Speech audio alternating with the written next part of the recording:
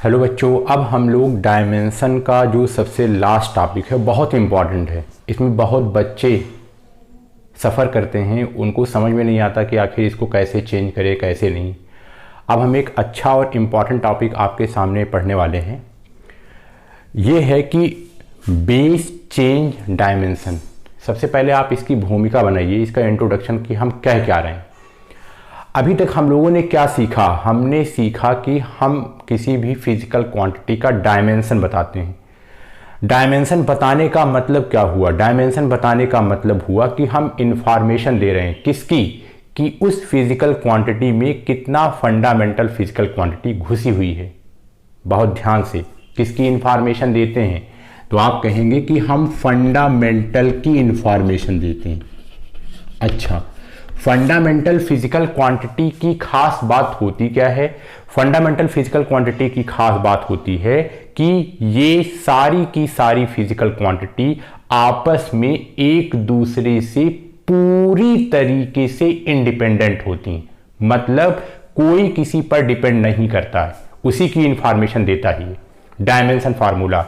जैसे मैं कहूँ ये m है, ये l है, ये t है, ये कैंडला CD है, ये केल्विन है, ये मोल है, लाइक दैट। ये सब फंडामेंटल हैं, तो ये सब एक दूसरे से कंप्लीटली इंडिपेंडेंट हैं, कोई किसी के ऊपर डिपेंड नहीं कर रहा।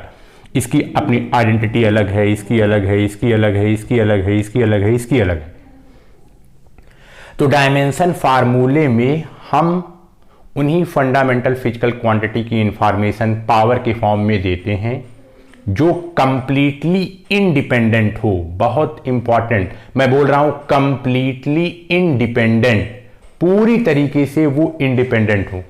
पार्शियली रहेगा तो चलेगा, लेकिन पूरी तरीके से इंडिपेंडेंट होनी चाहिए। उन्हीं की इंफॉर्मेशन कौन देता है?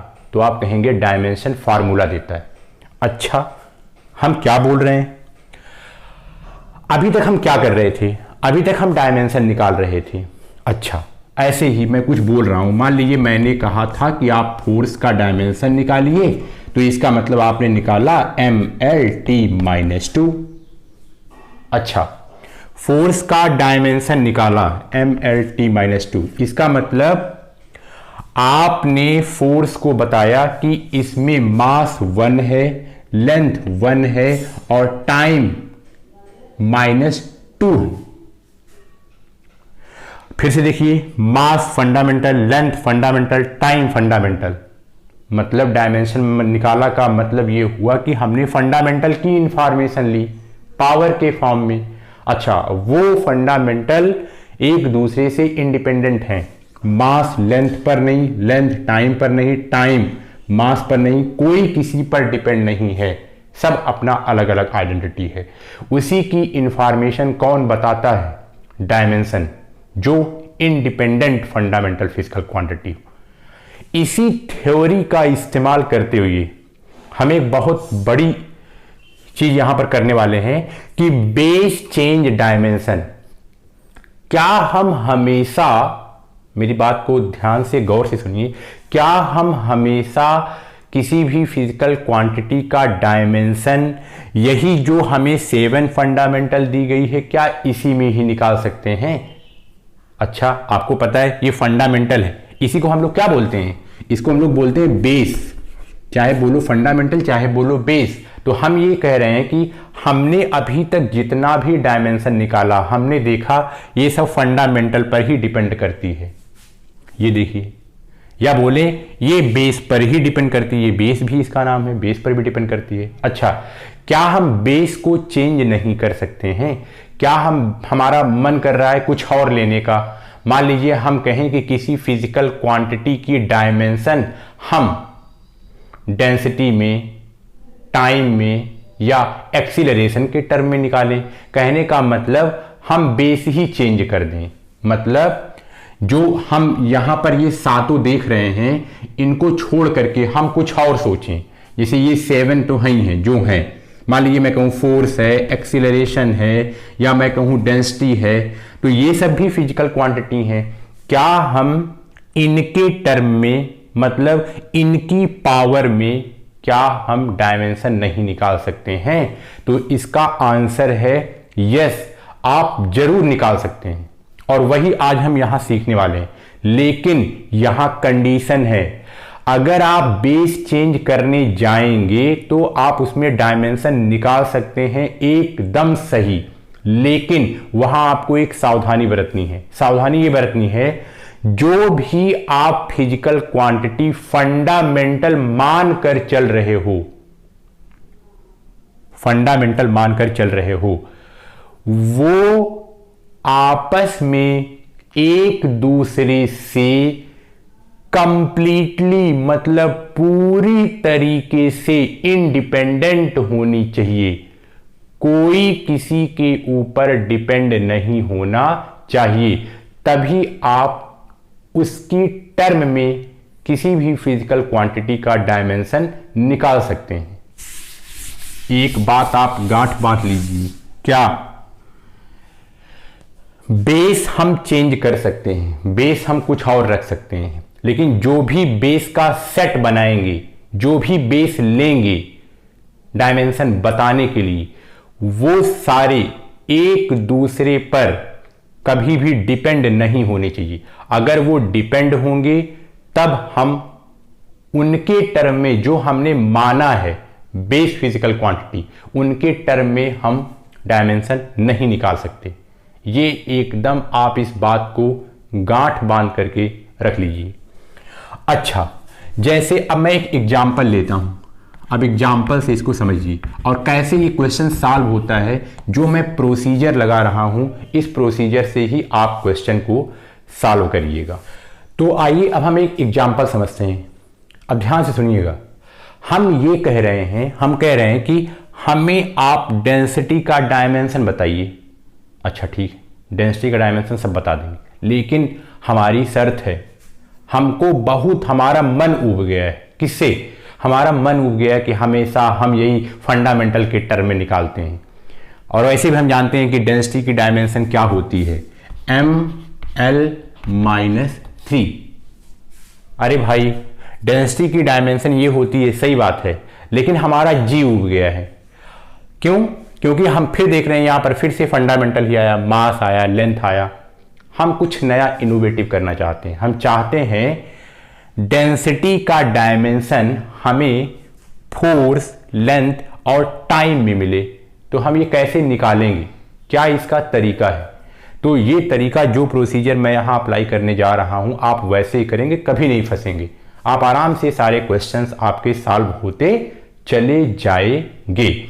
अच्छा, अब डेंसिटी का डायमेंशन इसके टर्म में निकालना है, तो इसका मतलब अब आप इसको फंडामेंटल मान लीजिए। मान लीजिए ये फंडामेंटल है नहीं, इसका मतलब ये, अब इसको आप बेस मान लीजिए।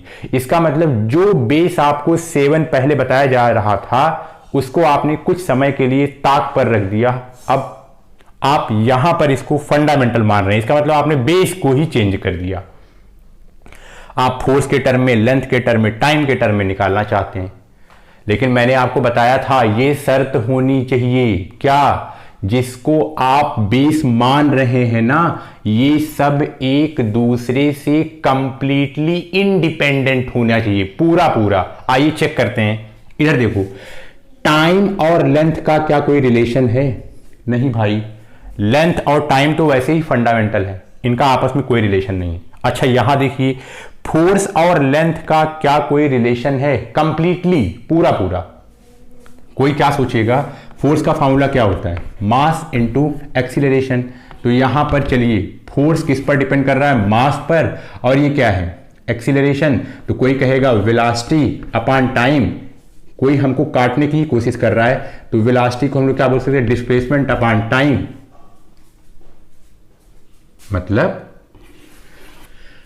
तो कोई हमसे ये कहे हां कर तो रहा है, अरे भाई फोर्स को हम ब्रेक करते चले गए, हमने देखा मास में तो नहीं कर रहा था, लेकिन एक्सीलरेशन वेलोसिटी टाइम से बना है, लेकिन जो वेलोसिटी है वो डिस्प्लेसमेंट अपॉन टाइम से बना है, तो जो ये डिस्प्लेसमेंट है ये तो लेंथ ही है, इसका मतलब कहीं ना कहीं तो ये इस पर डिपेंड कर रहा है।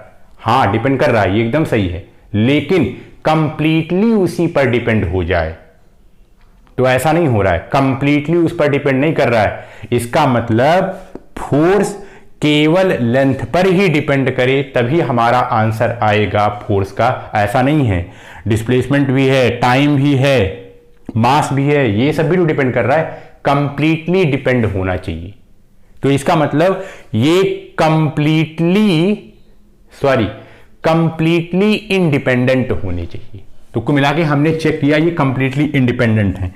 इसका मतलब अब हम यहां आराम से इसको सॉल्व कर सकते हैं। तो यहां तरीका देखिए, सबसे पहले हमको किसके टर्म में निकालना है, किसका निकालना है डायमेंशन, तो आप कहेंगे डेंसिटी का, ये डेंसिटी है। अच्छा, हमको किसके टर्म में निकालना है, तो आप कहेंगे कि फोर्स के टर्म में। तो आप इसको मान लीजिए कि ये F है, ये लेंथ है तो ये इसको आपने L मान लिया, ये टाइम है तो इसको आपने T मान लिया। अच्छा, अब हमें डेंसिटी की डायमेंशन चाहिए। ये तरीका है किसके टर्म में, फोर्स के। तो आप इसको बोलेंगे F, length L, time T। अब आप अपने मन से पावर लगाएंगे क्योंकि आपको पता है पावर होनी चाहिए, A, B और C। अच्छा, अब आप डेंसिटी का क्या लिखेंगे, डायमेंशन। तो डेंसिटी का डायमेंशन होता है ML - 3, डेंसिटी का डायमेंशन। फोर्स का डायमेंशन क्या होता है, MLT - 2 की पावर A। लेंथ तो लेंथ ही है, इसका डायमेंशन L की पावर B। टाइम तो टाइम ही है, टाइम का डायमेंशन C। इसको थोड़ा हम लोग और ठीक से लिखते हैं।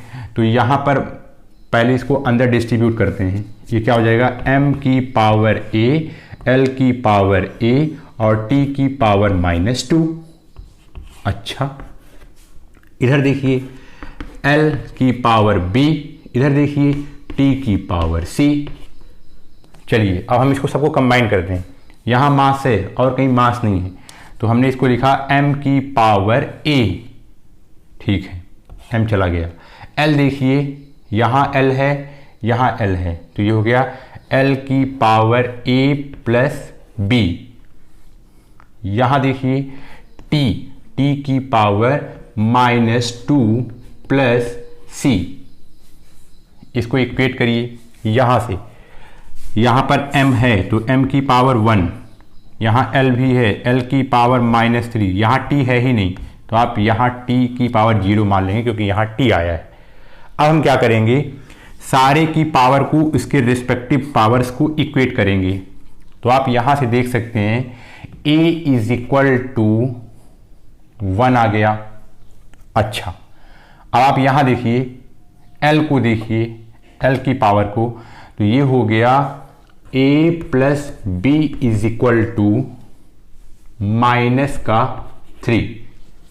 अच्छा, अब आप जरा इसको इक्वेट करिए, T को, ये कितना हो गया, -2 प्लस C = 0। अब इधर देखिए यहाँ से C कितना आया, C आया 2, तो C की वैल्यू पता चल गई, A की वैल्यू पता चल गई। अच्छा, यहाँ से B की वैल्यू निकालिए, A कितना है, A है 1 प्लस B = -3, तो B कितना हो गया, ये हो गया -4। तो हमें A पता चल गया, B पता चल गया, C पता चल गई। अब हमने जो यहाँ पर माना था वही रख दीजिए। A की वैल्यू कितनी, A की वैल्यू है 1, B की वैल्यू कितनी, B की वैल्यू -4, C की वैल्यू कितनी, तो C की वैल्यू हो गई 2, C की वैल्यू 2। तो ये हो गया आपका डेंसिटी का डायमेंशन फोर्स के टर्म में। फोर्स 1 है, लेंथ -4 है और टाइम 2 है। तो ये तरीका है, यही तरीका, यही प्रोसीजर आप फॉलो करेंगे। अब यहां देखिए बेस चेंज डायमेंशन का एक बहुत इंपॉर्टेंट क्वेश्चन जो मैंने आपको अभी थ्योरी बताया। प्लीज़ इसीलिए मैं बार बार कहता हूं कि फिजिक्स रटने का नहीं, इसको हृदय से समझने का सब्जेक्ट है। आप जितना अच्छे से समझेंगे उतना ही अच्छा आपका कॉन्सेप्ट क्लियर होगा, आप क्वेश्चन उतने ही अच्छे से लगाएंगे। अब मैं आपको HCV के सारे जितने भी इस चैप्टर के जितने भी क्वेश्चंस हैं वो मैं सब आपको देने वाला हूं, और प्लीज़ जो इस सारे वीडियोस को पूरी तरीके से पूरी थ्योरीज को नहीं देखा है वो प्लीज़ उसको देखेगा तभी वो ट्राई करेगा, अदरवाइज नहीं। तो चलिए इसी पर एक क्वेश्चन और, पहले आप ध्यान से क्वेश्चन पढ़िए। एक तो क्वेश्चन ऐसे लिखा है, अब आपको समझ में आएगा पक्का। कह रहा है कि which of the following set,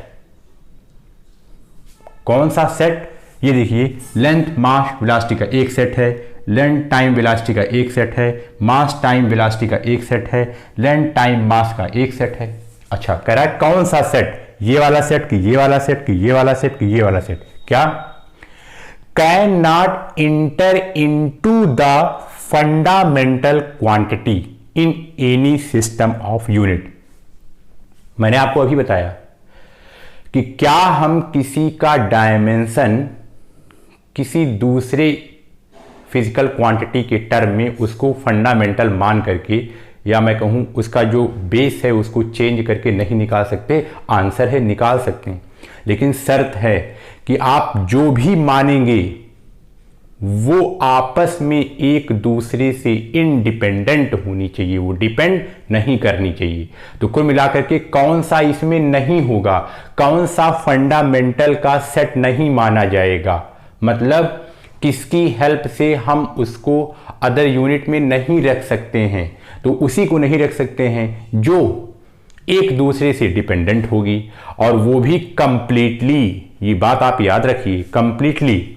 अच्छा, जैसे पहला चेक करिए, लेंथ मास टाइम। हम ये कह रहे हैं कि हम किसी का निकालना चाहते हैं, उसमें हम वेलोसिटी रखना चाहते हैं, मास रखना चाहते हैं, लेंथ रखना चाहते हैं। चेक करिए, लेंथ मास ये दोनों एक दूसरे से तो इंडिपेंडेंट है क्योंकि ये फंडामेंटल ही है। झंझट यहां है वेलोसिटी, क्या वेलोसिटी डिपेंड करती है, आप बताइए वेलोसिटी क्या होती है। Velocity displacement upon time. तो आपको पता चला अरे ये तो लेंथ है, तो आप चिल्लाने लगे अरे वेलोसिटी तो लेंथ पर डिपेंड करती है। अरे भाई करती है, सही बात है, लेकिन क्या ये कंप्लीटली करती है क्या? आंसर है नहीं, ये टाइम पर भी साथ में डिपेंड करती है। तो मैं आपको बार बार बोल रहा हूं कंप्लीटली डिपेंड करनी चाहिए। तो ये कंप्लीटली नहीं डिपेंड कर रही है, इसका मतलब चलेगा, इसका मतलब ये सब इंडिपेंडेंट हैं, इसका मतलब हम इनकी हेल्प से कुछ और बिल्डअप कर सकते हैं। ये इंटर कर सकता है, ये प्रवेश कर सकता है, तो ये हो सकता है। अच्छा, अब वैसे आंसर इसका सेकंड वाला है, मैं इसमें थोड़ा सा बाद में आऊंगा। आंसर तो ये है, इधर आइए देखिए। मान लीजिए आप चेक कर रहे हैं लेंथ टाइम मास। अरे भाई ये तो फंडामेंटल है ही है, लेंथ फंडामेंटल है, टाइम फंडामेंटल है, मास फंडामेंटल है, ये तो सब एक दूसरे से इंडिपेंडेंट हैं और इंडिपेंडेंट होना भी चाहिए। इंडिपेंडेंट होगा तो इंटर कर सकता है, तो इसका मतलब ये भी सही, ये भी इंटर कर सकता है, ये भी इंटर कर सकता है, लेकिन क्वेश्चन में पूछ रहा है कौन सा इंटर नहीं कर सकता। अच्छा, इसको देखिए, मास टाइम वेलोसिटी। मास टाइम तो फंडामेंटल है, ये तो इंडिपेंडेंट है। ये वेलोसिटी चेक करिए, तो वेलोसिटी किस पर डिपेंड करती है, मतलब वही लेंथ अपॉन टाइम पर। फिर से आप चिल्लाने लगे अरे चलो मास तो नहीं है, टाइम तो है।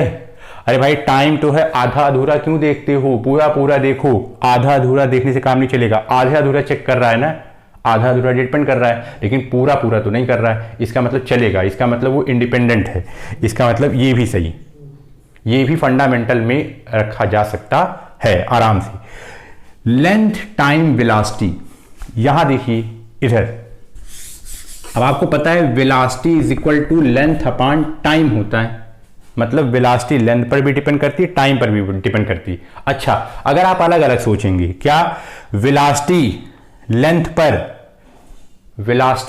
पर डिपेंड करती है? यस।